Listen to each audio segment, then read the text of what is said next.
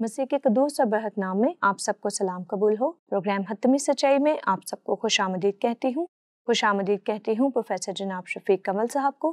جیسا کہ میں نے آپ سے پہلے بھی عرض کیا تھا کہ پروگراموں کا یہ سلسلہ ہم نے شروع کیا تھا فیس بک کی ان پوسٹ کے اوپر جو کہ ہمیں مختلف لوگوں نے کویشچنز بھیجے، خاص طور پر ظفر اقبال صاحب کی پوسٹ تھی جس کا عنوان ہم نے رکھا بڑا ہی خوبصورت عنوان، اور آج اس عنوان کے سلسلے کی 7ویں کڑی زیر غور لانے کو ہیں، اور عنوان تھا میں مسیحی کیوں نہیں ہوا۔ اس سلسلے میں پروفیسر صاحب پہلا سوال جو آپ سے پوچھنا چاہوں گی، ظفر اقبال صاحب ہی کی پوسٹ ہے، وہ لکھتے ہیں کہ جناب مسیح کی مشن کی ناکامی کو چھپانے کے لیے غیر ضروری عقائد تراشے گئے جیسے کہ کفارہ اور نجات وغیرہ، آپ اس بارے میں کیا کہیں گے؟ میرے دوست فاش غلطی یہ کرتے ہیں کہ بائبل مقدس کو شروع سے لے کر آخر تک ترتیب سے نہیں پڑھتے، کہیں سے کہانی اٹھا لیتے ہیں، کہیں سے آیتیں پک کر لیتے ہیں، اور اس کو ہم کہتے ہیں کہ فیلسی آف چیری پکنگ۔ تو جب یہ فیلسی آف چیری پکنگ کے مرتکب ہوتے ہیں تو یہ آف ٹریک ہو جاتے ہیں، صحیح، ان کو درستی کے ساتھ چیزیں سمجھ نہیں آتی۔ اور اگر آپ مائنڈ نہ کریں تو میں یہ کہنا چاہوں گا کہ ابلیس بھی جب مسیح یسوع کے ساتھ مکالمہ کیا تو یہی حرکت کر رہا تھا، کہیں سے آیتیں آؤٹ آف کانٹیکسٹ پک کی اور مسیح یسوع کے سامنے بیان کر دیں، تو یسوع مسیح نے اس کو یہی بتایا کہ تو نے یہ تو پڑھ لیا، تو ساتھ یہ نہیں پڑھا کہ لکھا ہے کہ تو خداوند اپنے خدا کی آزمائش نہ کر، اور یہ بھی لکھا ہے کہ سجدہ صرف تو اپنے خدا کو کر۔ تو یہ بھی یہی کر رہے ہیں۔ ثناء اللہ امرتسری نے بھی یہی بات کی کہ جب بیچ سے کہانیاں شروع کر دیں یا پڑھ لیں تو پھر ان کو ایسا لگا کہ مسیح کا مشن حکومت تھا، اور بہت سارے مسلمان دوستوں کے ذہن میں یہ بات یہی ہے، ایون یہودی بھی یہی سوچتے تھے کہ مسیح جب آئے گا تو حکومت حاصل کرے گا، تختہ الٹے گا۔ تو یہ تو یہودیوں کی آپ سمجھے کہ کم فہمی تھی یا غلط توقعات تھی کہ انہوں نے غلط انٹرپریٹیشنز تھیں، جو انٹرپریٹیشن تھی، رائٹ، جو اولڈ ٹیسٹامنٹ کی آیات تھیں اور پیشن گوئیاں تھیں، وہ تھی کیا کہتے ہیں کہ جو اولڈ ٹیسٹامنٹ میں خلاصی یا آزادی تھی، وہ اس کو سیاسی آزادی سے تعبیر کرتے تھے، وہ اس کو نجات نہیں تصور کرتے تھے۔ تو کیونکہ شاید اس وقت کے حالات بھی ان کے اسی طرح کے تھے یہودیوں کے۔ ہر انسان جب کسی چیز کو انٹرپریٹ کرتا ہے تو وہ اپنے ماضی کی روشنی میں کرتا ہے، یہ یاد رکھیے گا، یہ ایک سائیکالوجی ہے کہ میں کسی بھی چیز کو جب سمجھنے کی کوشش کروں گا تو اپنے ماضی کے تجربات اور مشاہدات کی روشنی میں کروں گا۔ تو یہ ہر انسان کی فطرت ہے، وہ بھی یہی کر رہے تھے۔ تو یہ کہنا کہ مسیح یسوع اپنے مشن میں ناکام ہوئے لہٰذا غیر ضروری عقائد گھڑ لیے گئے، نو، مسیح یسوع کا مشن آپ سمجھیں۔ اگر آپ بائبل کو شروع سے پڑھیں تو آپ کو پتہ چلے گا کہ مسیح یسوع کا مشن، جس کو ہم کرسچن مشن کہتے ہیں، وہ تو ابراہیم سے شروع ہو گیا تھا، کیونکہ ابراہیم کو خدا نے کہا کہ تیرا نام اب ابراہیم نہیں بلکہ ابراہیم کہلائے گا، تو یہیں سے مشن شروع ہو گیا تھا۔ ابراہیم کا مطلب کسی ایک قوم کا جد امجد، اور ابراہیم کا مطلب قوموں کا باپ، تو یہیں سے بات شروع ہو گئی تھی کہ میں قوموں کا خدا ہوں، میں رب العالمین ہوں، میں اس جہان کا خدا ہوں۔ تو جب عہد بھی باندھا خدا نے ابراہیم کے ساتھ، اور اس عہد کی تجدید اسحاق سے کی، اور پھر سیکنڈ ٹائم اس کے پوتے ابراہیم کے پوتے یعقوب سے کی، صحیح، تینوں دفعہ خدا نے جب عہد کے الفاظ کو دہرایا، اس دستاویز کو لکھوایا، تو خدا نے کہا کہ میں تجھے ایک بڑی قوم بناؤں گا، میں تیری نسل کو آسمان کے ستاروں کی مانند اور سمندر کے کنارے کی ریت کے ذروں کی مانند لاتعداد بنا دوں گا، یہ خدا نے کہا۔ That was top line blessings جو بنی اسرائیل کے لیے تھی۔ آپ غور سے پڑھیں کہ جو آخری آیت ہے وہ یہ ہے کہ تیرے وسیلے سے دنیا کی دیگر قومیں بھی برکت پائیں گی، اور یہ جو باٹم لائن بلیسنگ ہے یہ اقوام عالم کے لیے تھی، اور یہ کرکس آف دا میٹر ہے۔ تو میں سمجھتا ہوں کہ بنی اسرائیل نے جو غلطی کی، جو ان سے نیگلیجنس ہوئی، وہ کرکس آف دا میٹر والی آیت کو بھول جاتے تھے کہ خدا رب العالمین اور برکات اقوام عالم کے لیے، یہ بھول جاتے تھے۔ ادروائز خدا کا مشن روز اول سے واضح تھا۔ صرف پیدائش کی کتاب میں 5 ٹائمز اس عہد کا ذکر ہے، اور 5 دفعہ جو باٹم لائن ہے وہ یہی ہے کہ تیرے وسیلے سے دنیا کے دیگر قبیلے بھی برکت پائیں گے. تو خدا کا پلان تو روز اول سے ہی بالکل واضح تھا. ایک اور بات بتاؤں, ایک ہی قوم تھی, ایک ہی بولی تھی, ایک ہی کلچر تھا, لیکن جب بابل کا برج بنا تو ان کی زبانوں میں کنفیوژن ہوا. 70 قومیں وجود میں آئیں. جیسے ہی 70 قومیں وجود میں آئی ہیں 11ویں باب میں, تو 12ویں باب کے اندر خدا ابراہیم کو کہتا کہ اپنے ناطے داروں کو, اپنی جنم بھومی کو, اس کمفرٹ زون کو چھوڑ اور ان قوموں کے درمیان جا جہاں میں بھیجتا ہوں تمہیں. ابراہیم واز فرسٹ مشنری. تو وہ چلا گیا تھا, اس نے خدا کی آواز پہ لبیک کہا. تو یہ کہنا کہ مسیح کا مشن کچھ اور تھا, بائبل سے ناواقفیت ہے. اچھا, پھر اور بھی بتاؤں, یسایہ 49 باب میں اس لکھا ہے کہ میں تجھ کو قوموں کا نور بناؤں گا. یہ بنی اسرائیل کو کہا کہ میں تجھ کو قوموں کا نور بناؤں گا. یہ وہی بات ہے جو نیو ٹیسٹامنٹ میں مسیح یسوع نے کرسچنز کے لیے کہی کہ تم دنیا کے نور ہو. تو ہم سے مسیح توقع کرتے تھے کہ ہم خدا کے کلام کو, انجیل کے پیغام کو اقوام عالم تک پہنچائے. نور کا یہی مطلب ہے کہ جہاں ظلمت ہے وہاں اندھیرے چھٹنے چاہیے, اور وہ ہماری وجہ سے ہوگی. تو اسی طریقے سے ملاکی پہلے باب کی 11ویں آیت میں لکھا ہے کہ جو تیرے وسیلے سے میری نجات زمین کے کناروں تک پہنچے گی, اور طلوع آفتاب سے لے کر غروب آفتاب تک میرے نام کی قوموں میں تمجید ہوگی. طلوع آفتاب سے غروب آفتاب کا یہ مطلب ہے کہ پوری دنیا کے اندر, قوم کے اندر میرے نام کی تمجید ہوگی. کیسے ہوگی؟ کہ بنی اسرائیل کی یہ ڈیوٹی لگائی گئی تھی کہ وہ خدا کی ذات کا تعارف اقوام عالم میں کرائیں.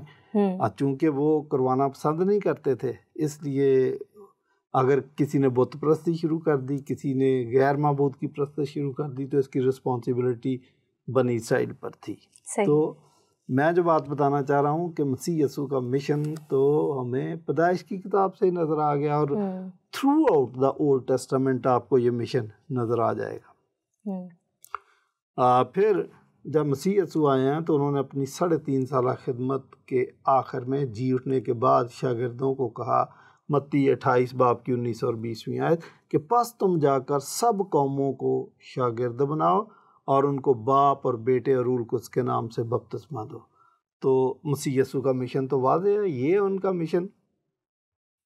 آپ غور سے دیکھیں کہ مسیح یسوع جب خدمت کر رہے تھے, یہودی ہو سکتا ہے یہ زوم رکھتے ہوں کہ یہ ہمارا نبی ہے, یہ بنی اسرائیل کا نبی ہے, لیکن مسیح یسوع نے بذات خود اپنی زبان مبارک سے یہ کبھی نہیں کہا کہ میں صرف بنی اسرائیل کا لیڈر ہوں. وہ پورے جہان کے لیڈر تھے, پورے جہان کے لیے نجات کا بندوبست انہوں نے کیا. تو یہ انہوں نے کہا کہ پس تم جا کر سب قوموں کو شاگرد بناؤ. اور ایک اور بات یسوع مسیح نے اپنے شاگردوں کو کہی, لوگ بھی سن رہے تھے, کہ فصل تو بہت ہے لیکن مزدور تھوڑے ہیں. بس فصل کے مالک کی منت کرو کہ اور مزدور بھیجے. تو دیکھیں مسیح یسوع تو قدم قدم پر وعدے کر رہے تھے کہ نجات اقوام عالم کے لیے, اور وہ نجات کا بندوبست کرنے آئے تھے. جب مسیح یسوع نے شروع میں اپنا تعارف کروایا کہ خداوند کا روح مجھ پر ہے, اس نے مجھے مسا کیا کہ غریبوں کو خوشخبری دوں, اور لوگوں کو, قیدیوں کو رہائی دوں, اندھوں کو بینائی. ٹھیک ہے نا. تو یہ ہولسٹک مشن انہوں نے شروع میں ہی بیان کر دیا تھا. اس میں کہیں بھی انہوں نے نہیں کہا کہ میں حکومت کا بھی تختہ الٹوں گا. نو, یہ لوگوں کی اپنی مس انٹرپریٹیشن اور غلط توقعات ہو سکتی ہیں جو کہ بنی اسرائیل کو بھی تھی. صحیح. تو اس لیے اگر آپ اناجیل کو پڑھتے ہیں اور بنی اسرائیل کی ان سوچوں کو اپنے محور میں لے آتے ہیں جو غلط توقعات پر مبنی تھی. مثلا مسیح یسوع جب موت کے بعد جی اٹھے تو 2 لوگ ملتے ہیں ماؤس کی راہ پر, وہ کہتے ہیں ہمیں تو اس شخص سے بڑی امیدیں تھیں. مقصد ہماری امیدوں پر پانی پھر گیا. اب آپ اس کو لے کے اپنا مشن بنا لیں کہ یہ اسی کو سارا انٹرپریٹ کر دیں, جی یسوع مسیح کو یہی کرنا چاہیے تھا. نو, دیٹس رانگ. ہمیں دیکھنا پڑے گا کہ مسیح خود کیا کہتے تھے خود کیا کرنا چاہتے تھے. انہوں نے پلاطوس کو کہہ دیا کہ میری بادشاہت دنیاوی نہیں ہے بھائی. تو یہ جو کہہ رہے ہیں کہ مسیح کا مشن ناکام ہوا، نہیں، انہوں نے صلیب پر بڑے واشگاف الفاظ میں کہہ دیا تھا کہ میرا مشن کمپلیٹ ہو گیا، اور کہا تمام ہوا. تو یہ اس بات کا ثبوت ہے کہ وہ اپنا مشن کمپلیٹ کر کے گئے. دراصل مشن کے 2 حصے ہیں، مشیو ڈیئی اور مشیو ایکلیزی. مشیو ڈیئی کا مطلب ہے گاڈز مشن. تو گاڈز مشن یہ ہے کہ باپ نے منصوبہ تیار کیا تھا، بیٹے نے کفارہ دیا اور شاگردوں کو اس کام کے لیے تیار کیا، اور پھر شاگردوں کو رول قدس کے ذریعے اقوام عالم میں بھیجا. ٹھیک ہے، اور رول قدس ان کو گائیڈ کر رہا تھا. That is مشیو ڈیئی. مشیو ایکلیزی یہ ہے کہ جو مسیح یسوع کا حکم ہے اس کو امپلیمنٹ ہم نے کرنا.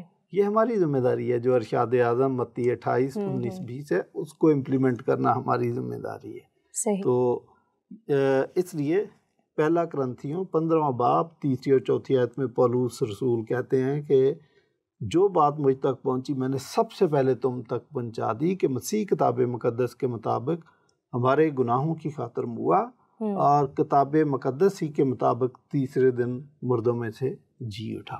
صحیح. یہی گڈ نیوز ہے. یہ کنسائز گڈ نیوز ہے. یہ ایک زپ فائل ہے، اس کو آپ کھولیں تو آپ کو پوری بائبل ایکسپلین کرنی پڑے گی.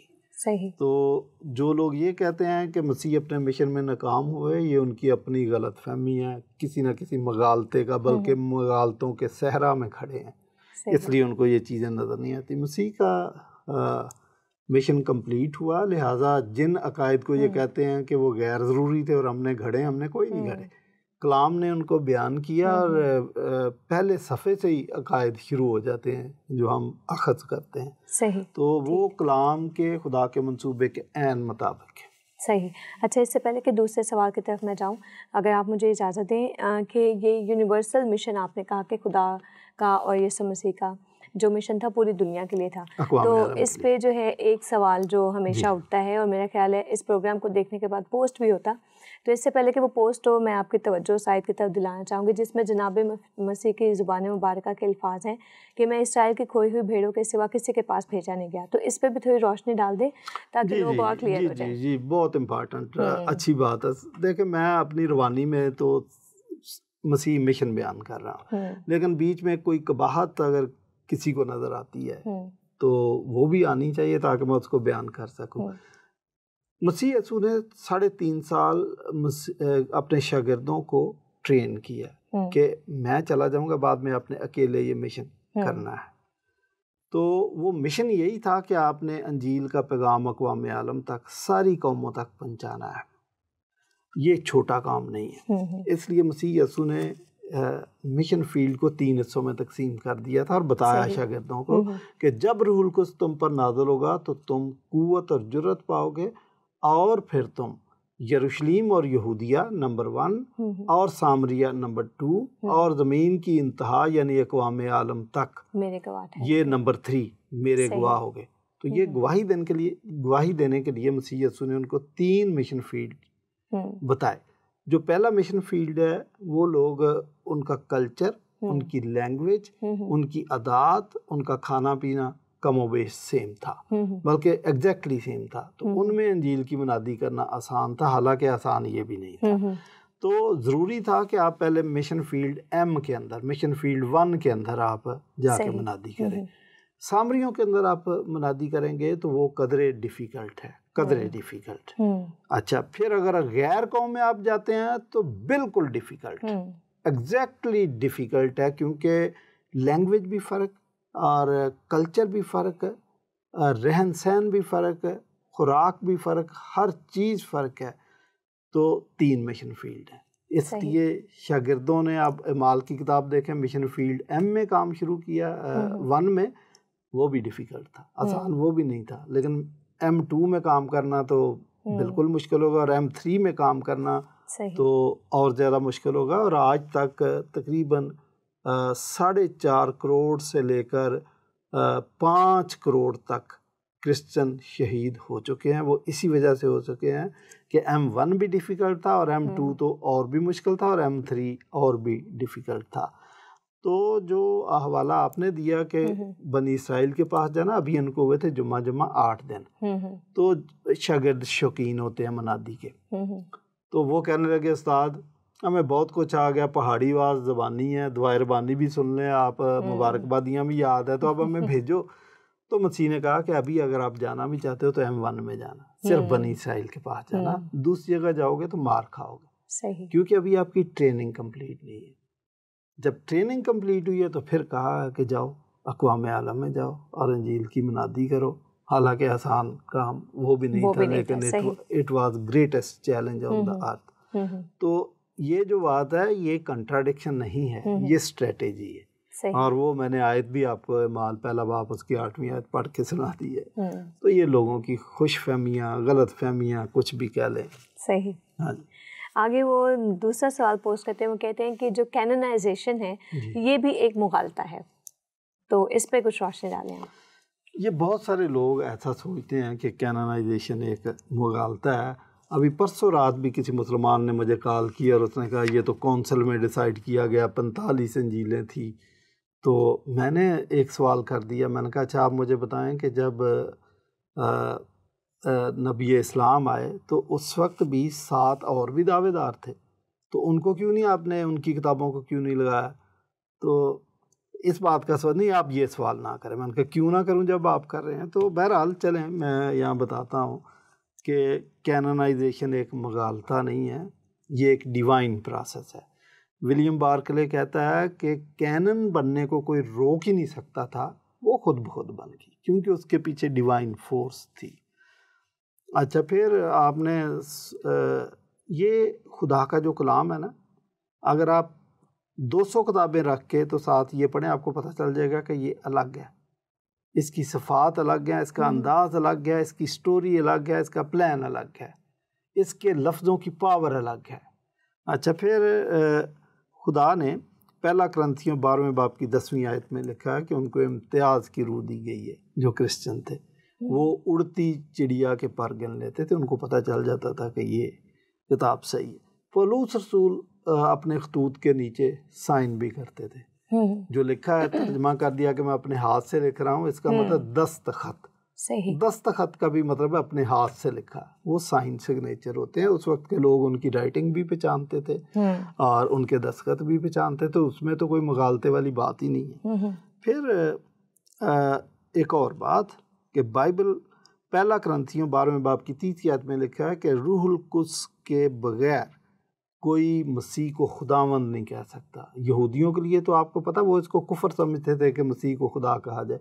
اب اگر یہودیوں میں سے لوگ اس کو خداوند کہنا شروع ہو گئے ہیں تو روح القدس کی معموری کے بغیر یہ ممکن نہیں ہے۔ تو اس کا مطلب ان لوگوں میں روح القدس بھی کام کر رہا تھا، بلکہ ڈیفینیٹلی کر رہا تھا۔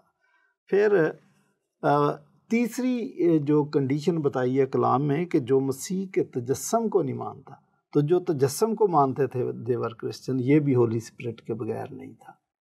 ادروائز لوگ تو آج بھی آپ دیکھیں کہ لوگ غلط فہمیوں کے صحرا میں گھوم رہے ہیں کہ جی خدا کو کیا ضرورت پڑی کہ وہ جسم اختیار کرے۔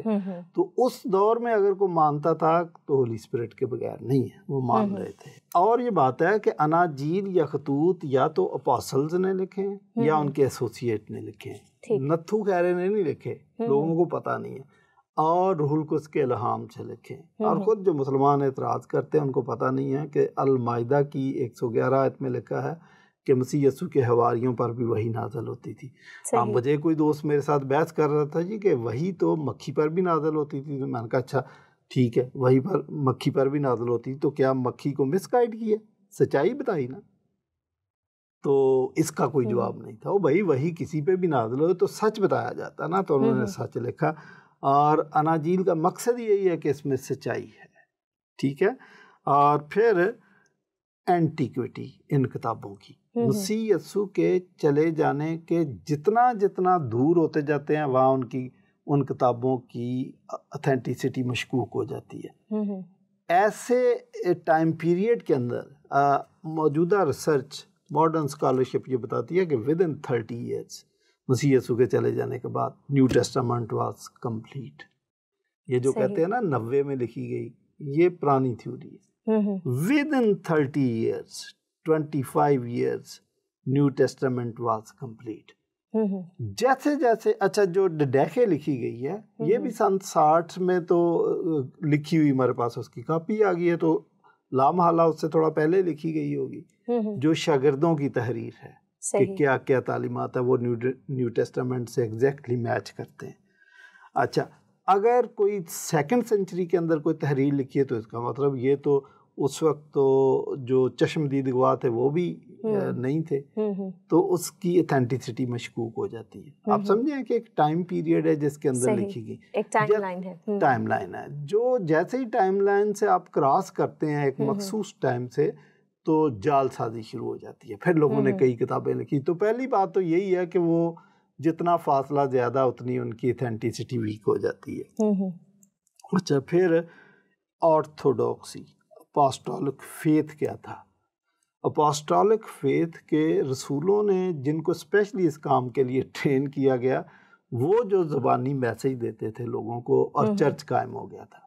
تو جو چرچ قائم ہوا تھا وہ آرتھوڈاکسی پہ ہوا تھا، جو شاگردوں نے تعلیم دی تھی اس پہ ہوا تھا، ان کو پتہ تھا، اور اس کے اندر مسیح یسوع کی ذات، اس کا میسج، اس کی صلیب، اس کا کفارہ یہ لازمی تھی۔ ان سے ہٹ کے کوئی تعلیم دیتا ہے تو وہ سمجھے کہ تعلیم کوئی اور ہے، اور رسولوں نے کہا کہ اس خوشخبری کے علاوہ تمہیں کوئی اور خوشخبری دے تو وہ ملعون ہو، خواہ وہ آسمان کا فرشتہ بھی ہو کیوں نہ ہو۔ تو آپ یہ دیکھیں کہ یہ ساری چیزیں تو رسول بتاتے رہے ہیں، اور رسول مسیح کے 3.5 سال ساتھ رہے تھے۔ مسیح چونکہ خدا تھا اور جو اس کے ساتھ رہے تھے وہ کیسے جھوٹ بول سکتے ہیں؟ صحیح۔ تو یہ ساری باتیں ہیں۔ کیتھولسٹی، یہ جیسے ہی اناجیل اور یہ کتابیں لکھی گئیں، ان کو کلیسیا نے عالمگیر سطح پر ایکسیپٹ کر لیا تھا، تو الہام سے لکھی گئی تھی۔ اور میں نے بتایا آپ کو کہ ولیم بارکلے کہتا ہے کہ اس کو کینن کو بننے سے کوئی روک ہی نہیں سکتا تھا، وہ خود ہی بن گئی تھی، اس کے پیچھے چونکہ رول قدس کا الہام تھا۔ تو چرچ کے بارے میں جو کہتے ہیں جی کونسل نے یہ طے کیا، نو، کونسل نے طے نہیں کیا، کونسل نے نہ اس کو بنایا، بنی یہ خود ہی ہے، خدا نے بنوایا، کونسل نے ریکگنائز کیا کہ یہی ہماری، ان کو چھانٹ دیا، ان کی سوفٹنگ کر دی کہ یہ جعلی ہیں، اور اس کا میں نے آپ کو معیار بتا دیا کہ کیسے کرتے تھے۔ ٹھیک، تو یہ فیلسی نہیں ہے، یہ ہمارا عقیدہ ہے، ایمان ہے، اور یہ فیکٹس۔ صحیح۔ اچھا پھر وہ لکھتے ہیں آگے کہ اناجیل کی بھی وہ زبان نہیں جو خود المسیح کی تھی، یعنی ان کے پیغام کا ترجمہ غیر زبان میں کر دیا گیا تھا۔ ترجمہ کر دینے سے حقیقی الفاظ اپنا جو مفہوم ہے وہ کھو بیٹھتے ہیں۔ کیا صحیح ہے؟ اگین یہ فیلسیز کے سمندر میں تیر رہے ہیں۔ یہ پچھلے دنوں بھی پاکستان بائبل سوسائٹی کے حوالے سے انہوں نے جو متنازع کتابیں چھاپی، لکھ دیا کہ اناجیل تو ارامی میں لکھی گئی، ان کا ترجمہ کیا گیا، یہ بھی فیلسی ہے۔ میں آپ کو بتاؤں کہ یہ فیلسی شروع کہاں سے ہوئی۔ پاپیاس ایک چرچ فادر تھے، ان کا بیان ہے کہ میں نے کسی کے پاس متی کی انجیل کو عبرانی یا ارامی میں دیکھا تھا۔ اب اسی سے ساری بلڈنگ تعمیر کر لی گئی کہ اچھا پاپیاس نے یہ کہا تو اس کا مطلب New Testament was written in Aramaic. اچھا جو پاپیاس نے دیکھا وہ ہو سکتا کسی کے پرسنل نوٹ ہوں، مثلا میں اپنے نوٹس بناتا ہوں تو آپ میرے نوٹس دیکھیں، عام بندہ نہیں ان کو سمجھ سکتا، کیونکہ میں نے بیچ میں یونانی کے الفاظ بھی لکھ دینے اور اس کو گریک ٹیکسٹ میں لکھنا، اور جو عبرانی ہے، عبرانی کے الفاظ ہیں وہ اس کو عبرانی میں نے لکھنا۔ عام بندہ کہاں پڑھ سکتا؟ کچھ الفاظ انگلش کے ہوتے ہیں، اور کہیں پنجابی کی مثال بھی میں نے بیچ میں دی ہوتی ہے، اور نوٹس زیادہ تر اردو میں، تو بتائیں کس کو سمجھ آئے گی؟ وہ اس نے اپنے نوٹس بنائے، کیسے بنا لیے، اس کا یہ مطلب نہیں ہے۔ اور لاجیکل بات آپ کو بتاؤں کہ بائبل میں لکھا ہے کہ جب وقت پورا ہو گیا تو خدا نے اپنے بیٹے یسوع کو اس دنیا میں بھیجا۔ یہ جو ہے نا وقت پورا ہو گیا، یہ اس ٹائم لائن کی طرف اشارہ ہے جو ڈیسٹنڈ تھی کہ اس ٹائم پہ یسوع کو آنا چاہیے۔ وہ کیا بات تھی؟ نمبر 1 کہ بنی اسرائیل کو خدا اٹھا کے پوری قوم کو، لاکھوں کی تعداد میں لوگ تھے، دنیا کے سینٹر میں لے آیا تھا، کیونکہ وہاں پر تبلیغی مرکز بنایا گیا تھا، نمبر 1۔ نمبر 2، رومن گورنمنٹ نے 1,70,000 میل لمبی سڑکوں کا جال بچا دیا تھا، تاکہ یہ انجیل کی منادی کے لیے، اگرچہ وہ بزنس کے لیے کیا تھا لیکن خدا اپنے پرپس کے لیے کہ انجیل کی منادی یہاں سے کی جائے۔